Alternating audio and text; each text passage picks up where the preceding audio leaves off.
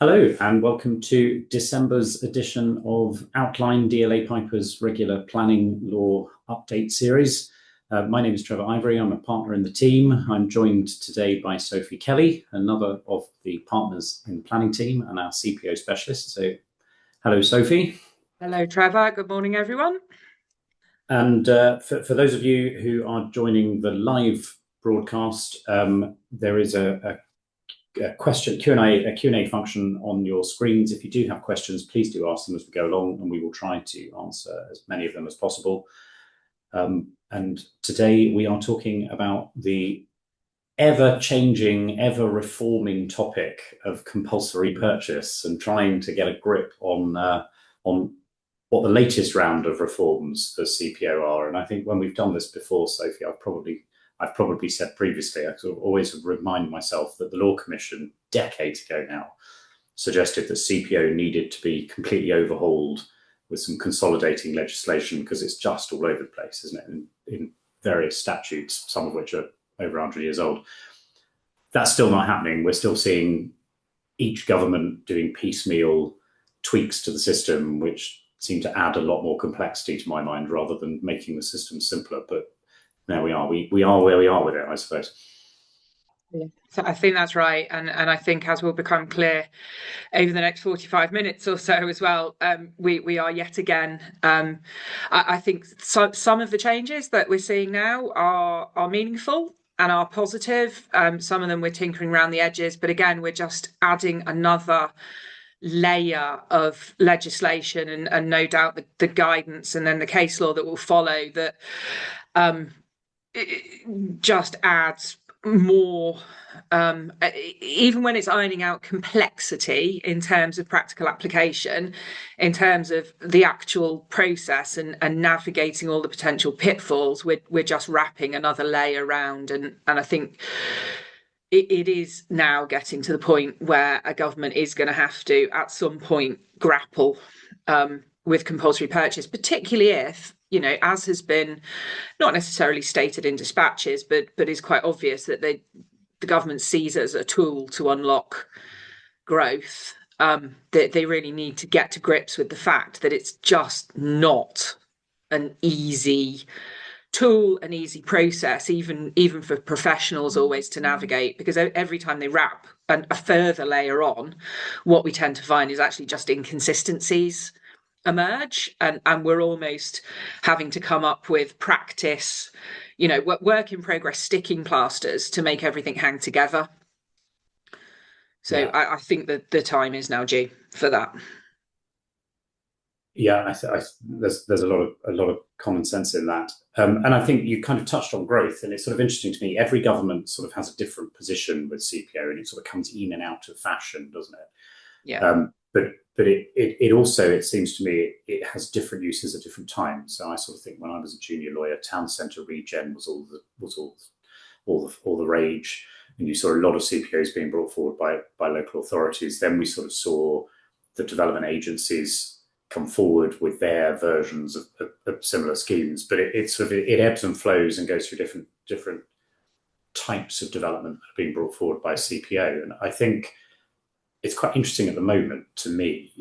CPO, it's not those traditional forms of development that are necessarily driving where CPO is being used at the moment. It's being used in some quite innovative, maybe even quirky ways, perhaps. Yeah, and certainly that's what I'm seeing coming across my desk. Yes, there are still Town and Country Planning Act CPOs being made out there, but I'm seeing a lot of, I'm going to say, very innovative use of, I think, long forgotten, very dusty CPO powers that aren't necessarily driving growth in the sense of delivering on housing numbers or physical development. But obviously, current government has quite a strong devolution agenda. And is also looking at national infrastructure and how it presses ahead with public services that have either been privatised and they're being brought back in, or sort of quasi-privatisation. So a really good example is the bus franchising schemes that a lot of combined authorities are pushing out at the moment. Greater Manchester, I think, with a Pathfinder, they went ahead and have delivered their scheme without the need for a CPO. But a number of combined authorities that are now sort of partway through their procurement for the bus franchise contracts are actually looking at CPO in the context of how do you deliver the physical infrastructure required for those publicly controlled bus services. So things like depots, and obviously with the emergence of net zero and the new low carbon fleets, electric vehicle charging infrastructure, maintenance, that kind of thing. And it is a very innovative use of powers. I mean, some of the powers that are being looked at and are being used come from very obscure statutes, back in the 50s, the 60s. I'm going to say I've never come across their use previously. And going back to the point I made at the very beginning, what we are finding is these are powers that were drafted in a different time and a different place, and trying to get the read across from what the power allows to what is now required in the modern era in terms of processing a CPO, pushing it forward for confirmation and the like. There are huge disconnects, which I think it's great to see people looking at what is available to deliver on government priorities. I think it calls back that whilst they exist, how beneficial they are will largely depend in as they come forward and they move towards, potential inquiries and actual use of the powers, how flexible planning inspectorate, casework unit, DFT are in terms of plugging those gaps between what the powers actually say and how everything else wraps around that at the minute to actually deliver on the priorities and get the CPOs through. That sort of the use of powers is interesting, and what we're not going to do today is sort of go through the process of CPO, because we did that. I can't remember how long ago our last CPO session was, but we did that about 18 months ago now, which is still available on our YouTube channel. So if you want to understand the process of CPO, look at our previous session on our YouTube channel. But that kind of that use of powers is an important point around this sort of innovation, because traditionally we'd have looked at Town and Country Planning Act powers, we'd have looked at Highways Act powers, might have looked at Housing Act powers, but those were the main sort of powers that you just reached for automatically. But you always need to make sure that what you're doing is within a power. And so, yes, we're seeing this sort of delving into long forgotten, obscure powers buried in strange pieces of legislation, aren't we? That's starting to come forward. Yeah. And it's sorry, and I was going to say, actually, in a way, it's quite helpful because delving into the dusty archives actually is uncovering various powers and various associated kind of powers and abilities. Make it sound slightly magic, but those ancillary things that are long forgotten, but actually in the current climate could really help deliver on growth in a number of areas. Because it's not only buses, education, CPOs are coming to the fore as well. There's lots of different areas that I think historically nobody's really considered CPO to be a catalyst to drive it forward. And now, authorities and public bodies are really looking at how they can deliver on government mandated initiatives, and CPO really is coming into its own, sitting behind as a driver. Yeah. Okay.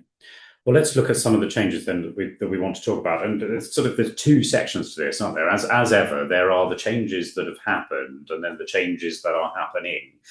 And sometimes there's multiple generations of that all coming along at once, aren't there? But for now, so we'll start.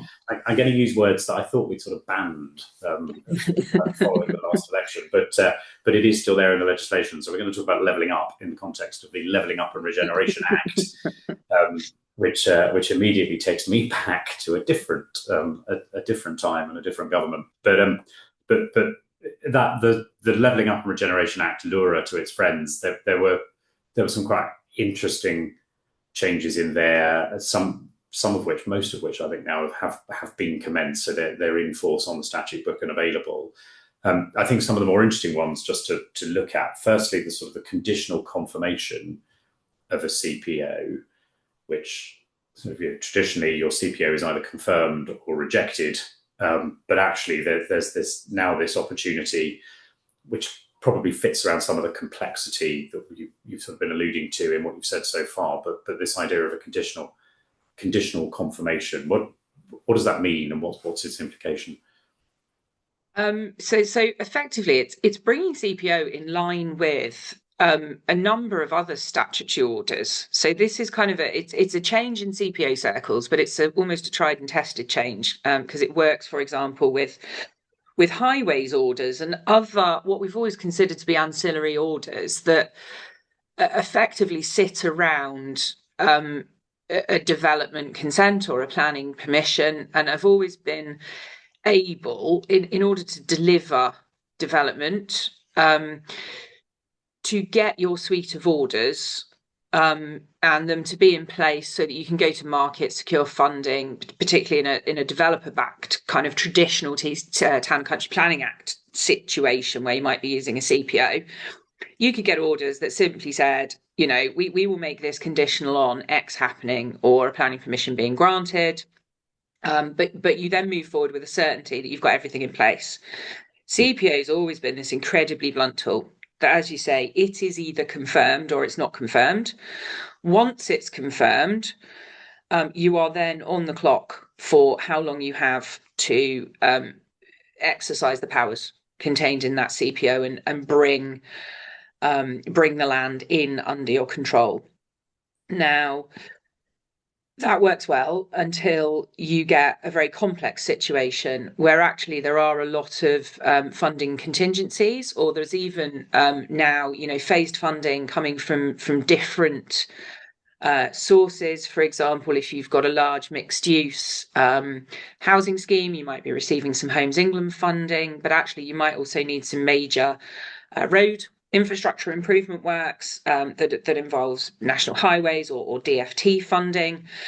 And all this goes into the melting pot and doesn't necessarily always neatly align with, here's your CPO, well done, you've got it through, you've got it confirmed, boom, you've got 3 years. 3 years to bring all this land in, or that's it, you're not doing it. And actually on some really big schemes, 3 years isn't that long a period when you think about it. So the conditional confirmation now essentially allows a CPO in principle. So it allows an inspector to say, do you know what? We appreciate that all of the pieces of the jigsaw need to be in place to deliver large scale large scale, not necessarily even regen, new housing delivery on sites or new major infrastructure delivery for data centres and associated logistics. So what we're going to do is we're going to look at the need to compulsorily bring in land as an holistic part of the whole, and we're going to say, in principle, yes, you can now bring in this land compulsorily, but actually not until certain other things have fallen into place. So that may very well be reserve matters on an outline planning permission. It may very well be certain funding becoming available and drawn down, or certain other people, certain other parties signing up to associated consents or agreements to deliver elements. It's quite widely drafted. The only sort of caveat is that for conditional confirmation, there needs to be some sort of policy backing or adopted master plan. for the particular development in place. So that's the kind of safeguard for the CPO being brought forward too early in the process. You do have to have that kind of underpinning. This is what's going to happen. But then once you've got that, you're not then trying to juggle, well, at what point do we push the button on the CPO? Because we have all these other moving parts. We can now almost have the CPO as an integral moving part as well, which I think is going to be a great help in driving forward a growth agenda.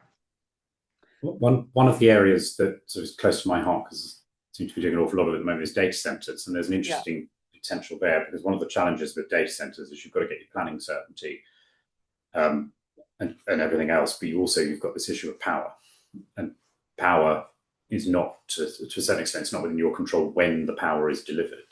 So the idea of being able to get your CPO knowing you can assemble your land, but then not have those powers running until you've got that certainty around power, I think it's an interesting example of how you can start to sort of align CPO with other regimes in order to make it easier to bring forward some of these schemes where you're dependent on more than one thing. I think that's absolutely right, and I think on the other hand, I think the biggest opportunity missed at the moment. So Old Oak Common and Park Royal Development Corporation. So down in London, just outside one of the major HS2 stations, huge mayoral priority as a sited regen area, has over the summer, out of the blue, made a compulsory purchase order to secure, in their own words, taken from their published statement of regions, holistic regen of that area of London, and that's really, really good. However, I think it's a massive opportunity lost, because actually, and obviously we'll see how this plan plays out through kind of the inquiry process, and as far as we're aware, it's not yet been submitted to Secretary of State for confirmation. But the statement of reasons actually doesn't seek to utilise the conditional confirmation powers, which, when you look at that area factually, obviously you've still got a lot of kind of HS2 works, operational sites going on around there. There are a lot of other bits and pieces of piecemeal development at the moment, but which actually you would think, you could almost see as kind of enabling to bring the further investment in. And to me, that would be an absolutely brilliant first example of where conditional confirmation could really shine as an example of how you bring forward what is quite a complex site with a number of constraints that at the moment have a lot of unknowns around them. You obviously can't go onto an HS2 working site until HS2 is delivered. But having said that, this isn't we know we've got practical completion in 5 years or whatever.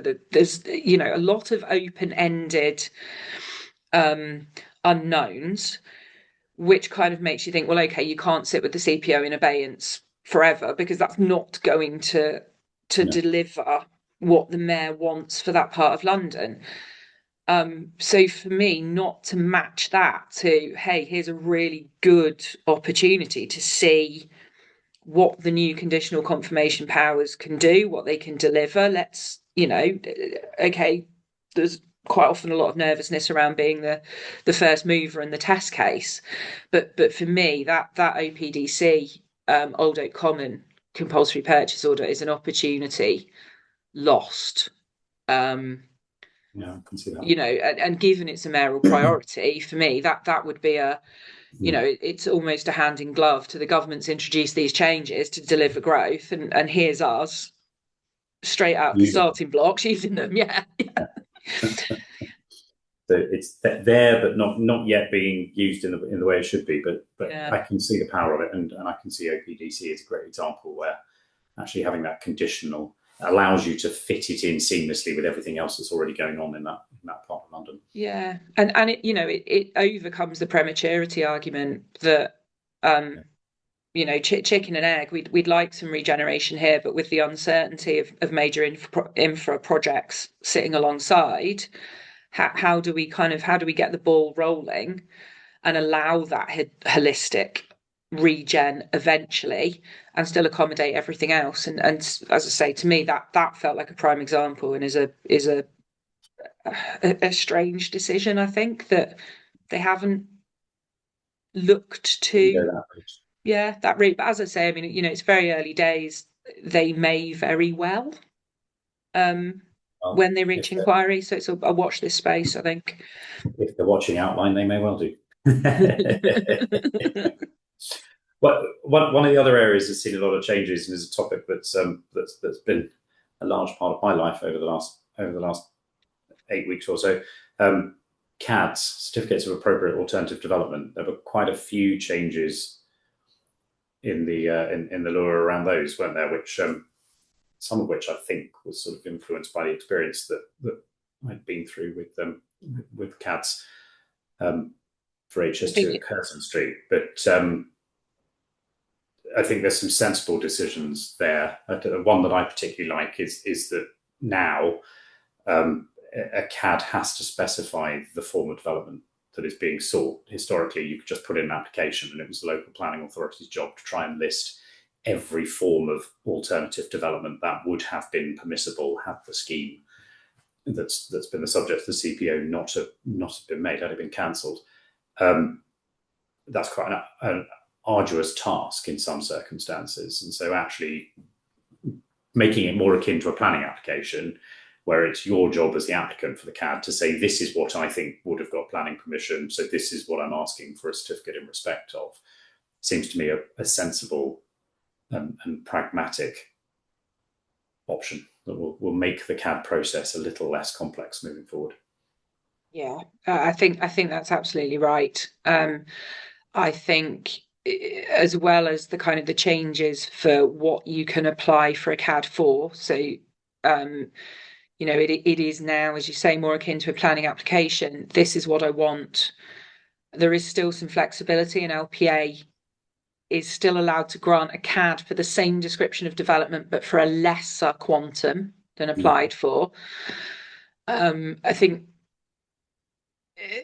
will that drive people applying for CADs in a larger quantum than they think they would otherwise get, in the hope that, if you put, because at the end of the day, it's the LPA can grant in a lesser, but not more.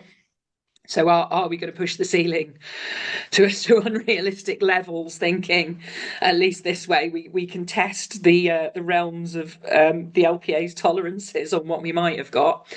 But I think for me that it's a really important change, because I think it will drive timings. So obviously CADs come in at the end of the CPO process. They're a compensation tool. So in terms of kind of delivering on growth itself, I'm not sure these changes will help. However, I think, in order to deliver growth, there has to be a healthy purse. And I think the changes to CADs will possibly drive down the number of CAD appeals that come out, because, quite often, and I've dealt with a few myself, the Section 18 appeal to the tribunal is, oh, well, the LPA actually could have granted us permission for something we didn't apply for that we've just thought about. So we want to appeal the CAD on the basis it now doesn't contain something that we've had an extra, in some cases, 12 months, 18 months to think about. And what that does is, it drags out the compensation process, but it increases the cost to the public purse. Yeah. Which, in the circular scheme of things, means there's less money available for other schemes or for delivery of schemes. So I think, I do wonder, though, from the planning authority's perspective, do they end up with a multitude of CAD applications? You sort of say, well, I think I can get CAD for this and for this and for this, rather than sort of just give me a CAD for everything. I wonder whether you end up with an applicant making multiple different applications for multiple different forms or types of development. So I think that is a possibility. I think the temper to that is that alongside the changes to the application process for CADs is changes to the costs regime. So historically, applying for a CAD and indeed appealing a CAD was at the cost of the acquiring authority because it was considered to be professional fees recoverable under Rule 6 as part of your compensation. That now has changed again to bring it in line in with the true no scheme world, where actually if you want a planning permission, you put your hand in your pocket and you pay for the costs of the assessments and everything else required to secure that permission. So the costs of applying for a CAD and indeed appealing a CAD now don't form part of a compensation claim, which I wonder, I mean, accepting to the extent it's not an application for planning permission, so you're not having to go through the full, potentially EIA procedures and, commissioning highways and transport surveys, etc., etc. There is still going to be a cost associated with justifying your CAD application. And obviously, if you're putting 30 or 40 in, that cost is a lot more than if you're only putting one in. And if you're bearing it yourself, I think there will be a commercial cost benefit analysis that will have to be undertaken as to, which of these CADs, if granted, are the most valuable. Because I've had a case recently where actually we went under the old regime, so costs are being picked up by the acquiring authority, but we went right the way through Section 18 CAD appeal. Tribunal made their ruling on what would be appropriate alternative development, and actually then when we got to discussions around quantum of compensation, the AAD value, the development value, was actually less than the existing use value. So they completely abandoned sort of 2 years worth of work and tribunal time and everything else. And I think if you're paying for that yourself as a claimant, it's no longer a de-risked free-for-all. No, true. And I think in terms of CADs, but sort of there was an interesting case. So go off topic for a little bit. Just while we're on the point of CADs, I think there was an interesting case that I was involved with that concerned HS2, which recently we've had a decision on from the upper tribunal, the Quintain and the Secretary of State for Transport case, which is hot off the press, just a month or so old now. And that was quite interesting around sort of CADs, and it built on the Supreme Court decision, which we've talked about previously, which was in the same set of proceedings. So again, the same parties, and it involves the land that was acquired by HS2 from 4 different landowners to build the Curzon Street station that will be the terminus at the Birmingham end of the HS2 line. And the point that had gone to the Supreme Court there was the question of to what extent you take account of CADs on other sites when determining a CAD on your site, because we had the 4 sites there and they were all accepted to be development sites. So it was the extent to which you'd need to take account of what was going on the other sites when deciding your CAD. And we had the Supreme Court decision, but I think what's interesting and what if people are dealing with CADs, it's a useful read, the tribunal's decision, because it's putting some flesh on the bones, I think, of the Supreme Court, and it's applying what the Supreme Court said around that. And it to my mind, very much follows the Supreme Court judgment of saying you can't take account of a CAD. A CAD is not a planning permission, so a CAD granted on another site shouldn't be treated as an extant planning permission on that site in the no scheme world. But what you can do and what you should do is take account of that reasonable expectation of a planning application coming forward in the near term in the no scheme world on that site, if the market circumstances, or if the circumstances known to the market, as the test goes, would have included an understanding that that other site was ripe for development and was likely to come forward for development, but for the scheme.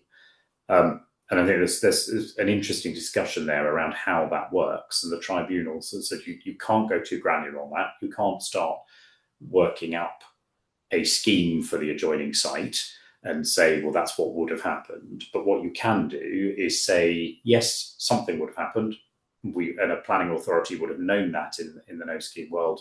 And a planning authority would have taken account of that if it were a material consideration in the particular case of determining a planning application.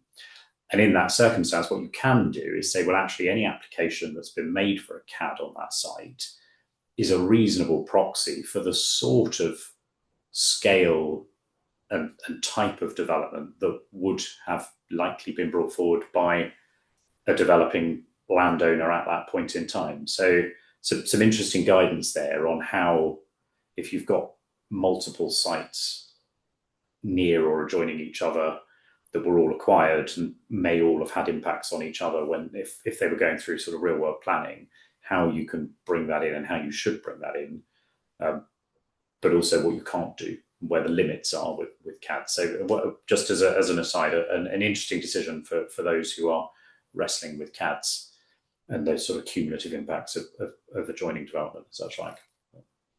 And I think it's a really key decision going forward as well, because the kind of the other change that's been brought in is that now if you want to, as a claimant, claim any hope value or any development value at all, you have to have a CAD to back it up, which will change the negotiating positions, but I think will also bring forward, because obviously within your CPO red line, you have got however many multiple sites, and generally by the nature of a lot of CPOs, they are in areas where other development is going on, not necessarily within the red line, but slightly outside. So how other CADs and other extant planning permissions are treated against one another and against your own sort of CAD, I think is going to become key as well. Yeah. I think it's a really important decision. Yeah. Let's move on. The really big one for me in the LURA was the Section 14A direction, and this ability in certain circumstances to effectively remove from compensation, remove that hope value and limit CPO compensation to existing use value.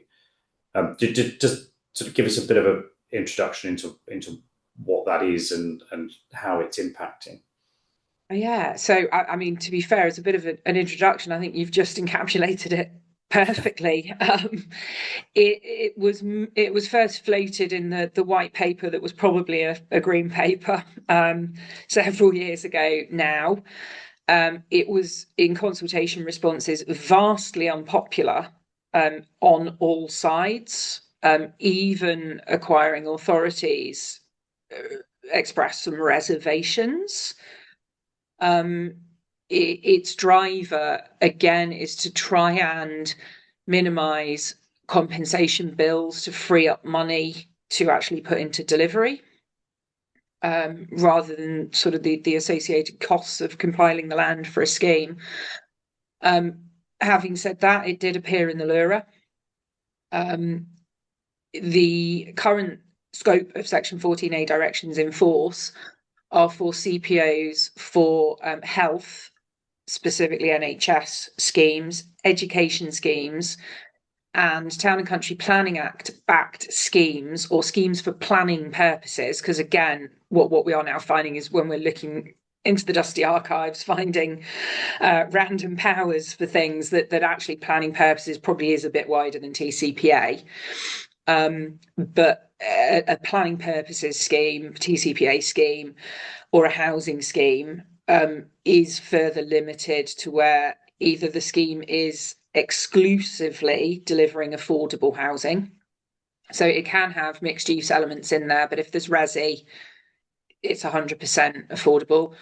Or there are limited circumstances where you can have mixed tenure within a scheme, providing they deliver 100% of the housing targets in an up-to-date plan. So at the moment, it's a relatively narrow scope of where a direction can be attached to a CPO. As Trevor already said, it removes any development or hope value from the land, so it essentially removes the ability now to apply for a CAD, because that's the outcome. As I said before, you can't claim any sort of hope value without a CAD, so it just wipes the CAD process out for any CPO that's made with a direction attached. Caveated that as part of applying for a Section 14A direction, which you do at the same time you resolve to make your CPO, you resolve to make it with a Section 14A attached. You then submit it for confirmation with that attached. It's not something you can come along later and think, oh, actually, that's a good idea. We should have done that. It procedurally, because this is, I know we said we weren't going to touch on process, but it is entirely new. It does require its own suite of documents that go in alongside the CPO. It's not wrapped up in your statement of reasons for the CPO. It sits as a separate procedure, a separate entity that can be attached onto the CPO, and that is because actually an inspector can choose ultimately to confirm a CPO but not confirm the Section 14A direction. So they are severable. Within the suite of documents that you have to put in, it's a public interest test as to why it should be applied, similar to the CPO itself. So in other words, the public interest in denying a landowner potential development value of the land has to outweigh allowing that to happen, because you are denying that person of their land, and in the no scheme world potentially they could go forward and apply for planning permission, and as such you have to state very clearly intentions for the underlying development in that suite of documents, and if those intentions are not met, then actually compensation can be claimed within certain parameters at a point in the future when they're not met for the hope value. So it's kind of the Lord giveth, the Lord taketh away for acquiring authorities, because you've now got the ability to go, actually, we can probably minimise, within the parameters of what 14A directions are allowed for, we can minimise our compensation bill. But equally, we've got an extra piece of work that we need to do to justify the 14A. And then we, depending, and this is as yet untested, depending how broadly or how narrowly inspectors require those stated intentions to be drafted, you could be taking away some flexibility that currently exists within land that's been CPO'd and then can be used for a slightly different purpose within the description of the CPO. Because actually, if you do step outside of those intentions, you've got, a claim coming down the line that's much further out potentially than even the 6-year limitation for compensation ordinarily. So you could get your claim for compensation on existing use and then it being reopened, and then also presumably them needing to go for a CAD in order to claim it in the first place. Have you seen it used yet? I haven't. Have you seen it used? No. So I've not seen it used. I am actively working on a scheme that falls within the remit.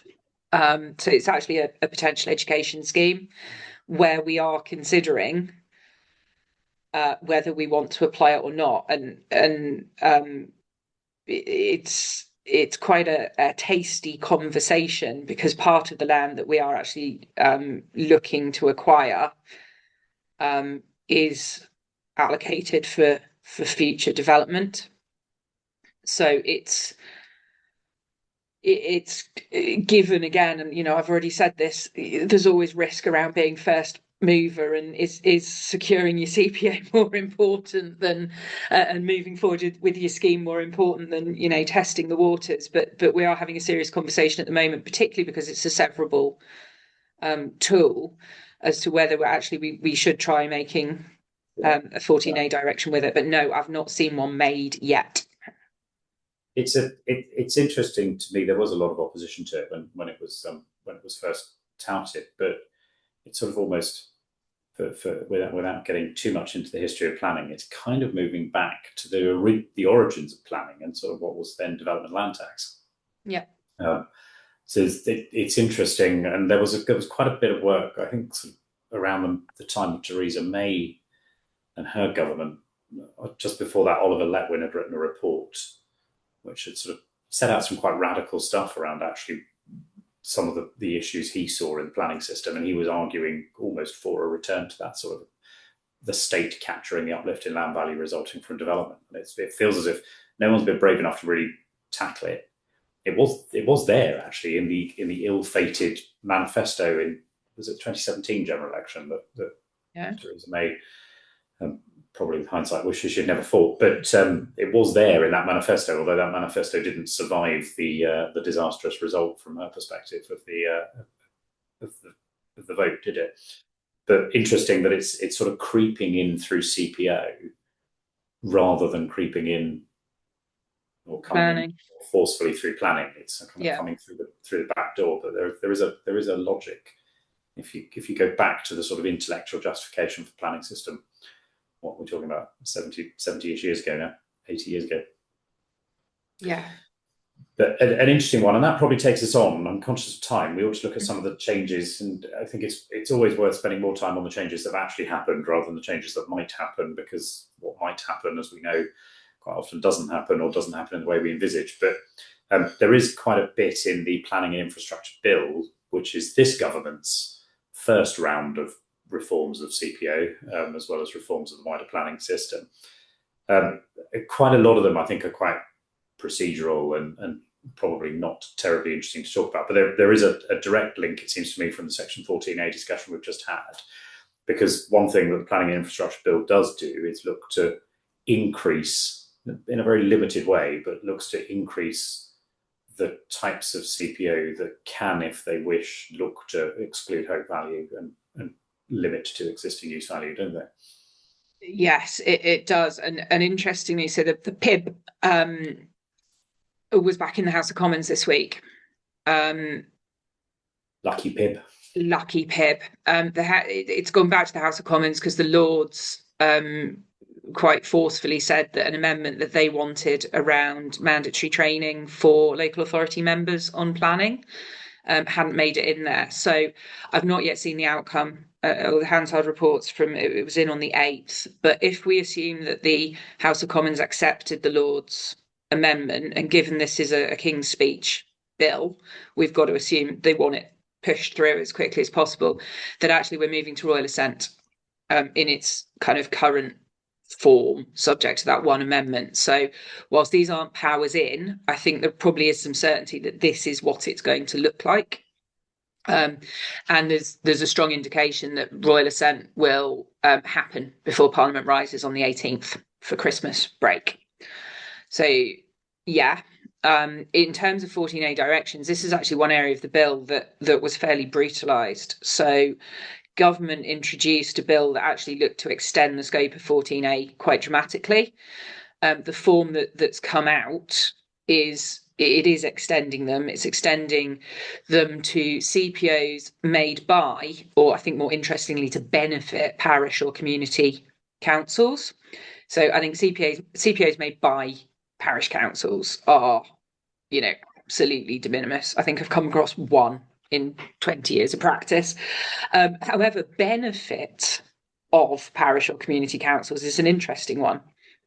Because, what is a benefit? Where do you draw the line? If you're putting a new road through a village, does that benefit the local council? Because it's, potentially bringing development opportunity or business opportunity.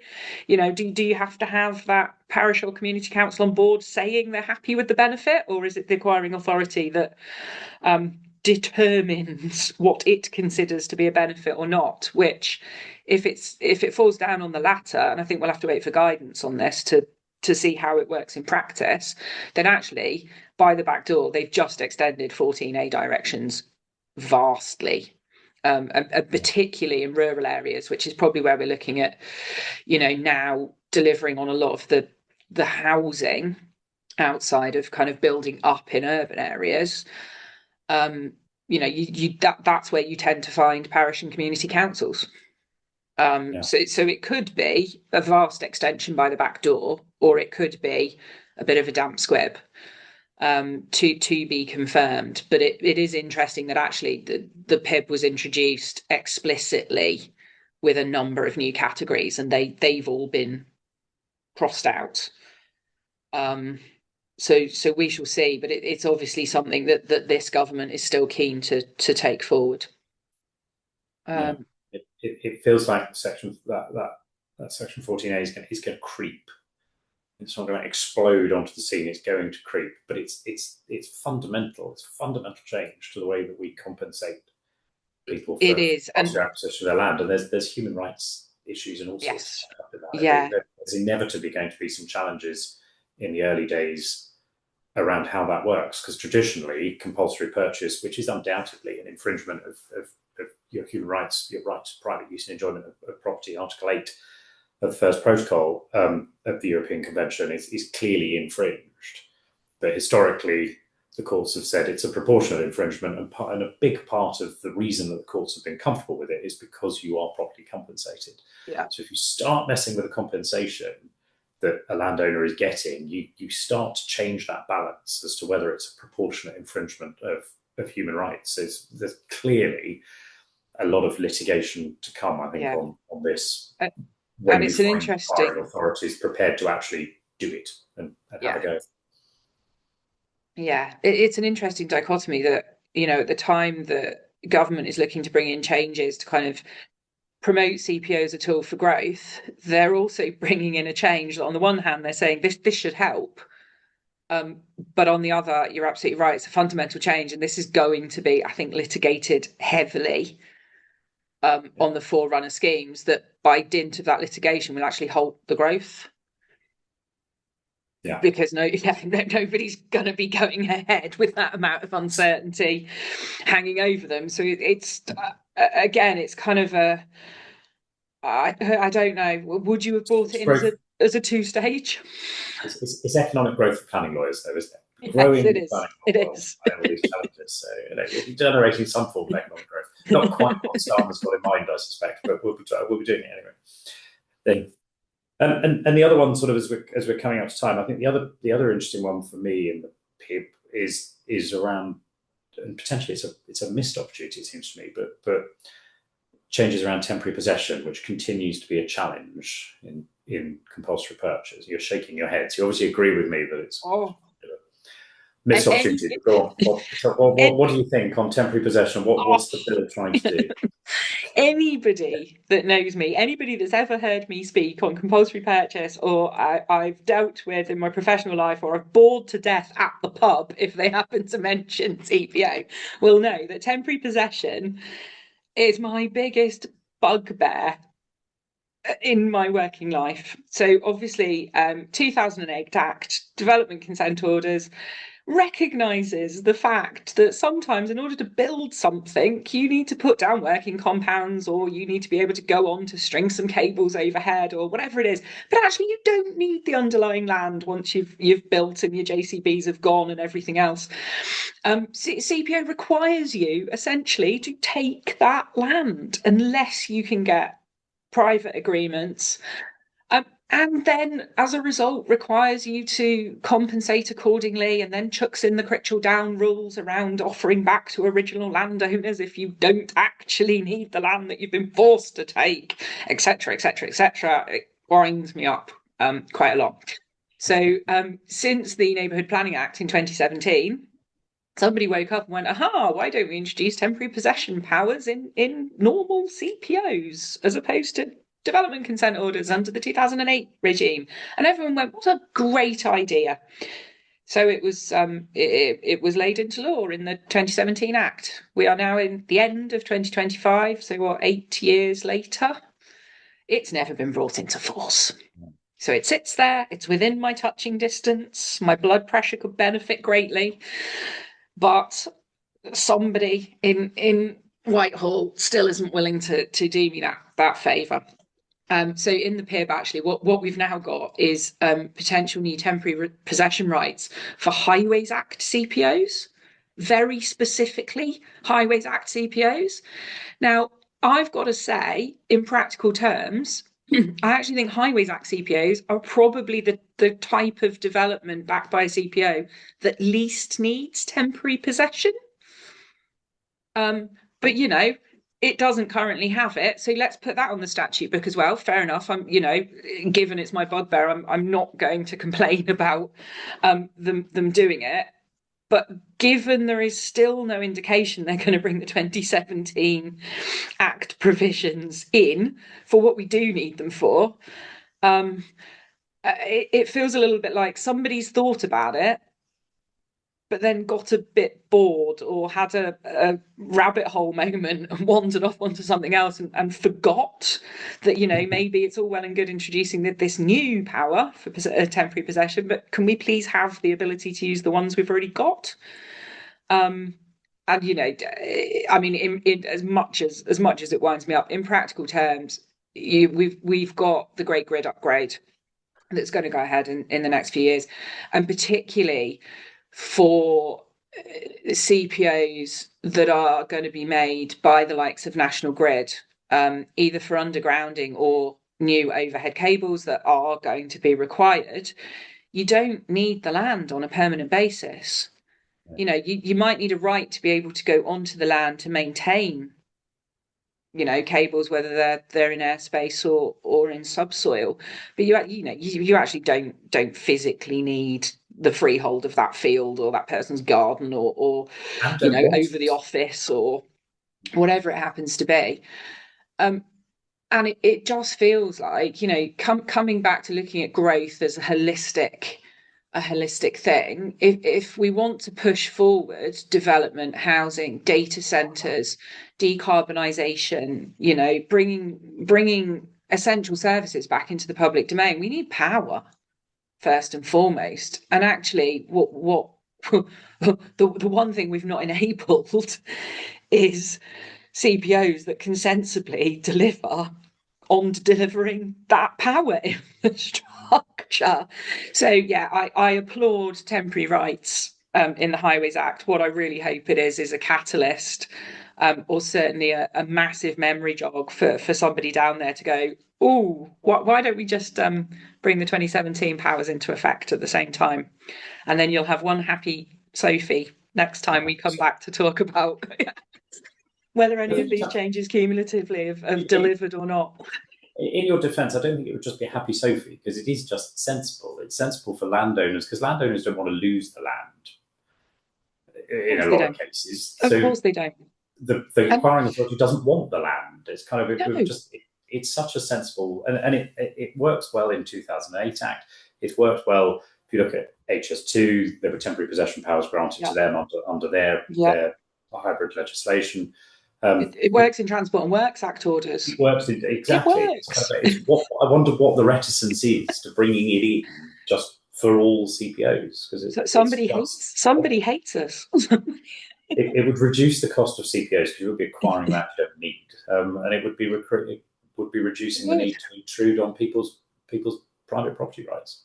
It would, and it's a really interesting point as well, because in the kind of the last round of CPO changes, one of the key things that was delivered then was also changing the timescales for notice to treat to bring them in line with GVDs. So historically, if you served a general vesting declaration, it was a process that took months to get possession of the land, but you got legal title as an operation of law. A notice to treat could be served. You could go on the land within a couple of weeks. What you didn't get was legal title. You got a beneficial title, so you could go on and treat the land as your own. But actually, once compensation was settled, you then had to go through a kind of a traditional conveyancing process to bring the legal title in. As I say, last set of changes, they extended the NTT notice to treat, notice of entry procedure. So it now takes just as long under that procedure as it does under a GVD. Various rationales for doing that, none of which I personally agreed with. But actually now we are left in a situation where, because we don't have the temporary possession powers, you almost have to use the notice to treat, notice of entry, because you can withdraw a notice to treat, it triggers various compensation events and everything else. But actually, if you've got a reasonable dialogue with the landowner, you can say, will you waive your rights if we withdraw this? So we don't have to go through some strange two-way conveyancing nonsense to sort this out. But in lengthening the time frame, you've almost emasculated the benefits for where historically you could use that route for temporary possession. It all feels a bit of a muddle at the minute, and I think that is in an area that somebody does really need to get a grip of, and make it line up. And as I say, particularly in delivery of the grid upgrade, it's going to be a huge issue for those types of CPO, which unfortunately quite often don't fall within the schedules to qualify them as a DCO. There are other changes, but I'm conscious of time, and we do always finish within the hour. We don't keep people hanging on. And I think the rest are largely administrative, aren't they? But if you wanted to pick one more that you wanted to flag in the next minute and a half, is there one you wanted to pick up? There is. So again, this splits between the LURA that's already in and the PIB that's coming in. LURA already in is actually flexible implementation periods. So once you've got your CPO, at the moment, if you serve a GVD, the date that the land vests in the acquiring authority is set in stone. There is now an ability to extend vesting dates, have much more flexibility in the CPO itself. It again ties into large, complex, multi-phased CPOs, much more flexibility in the GVD process and the periods of time to exercise the powers. And then the PIBs back that up, that the LURA allowed you to extend it. What it didn't allow you to do was vest land earlier. So the PIBs kind of spotted that lacuna and said, well, actually, if a landowner and an AA can agree longer, why can't they agree shorter? So I think that's going to be the other key one that actually helps in delivery.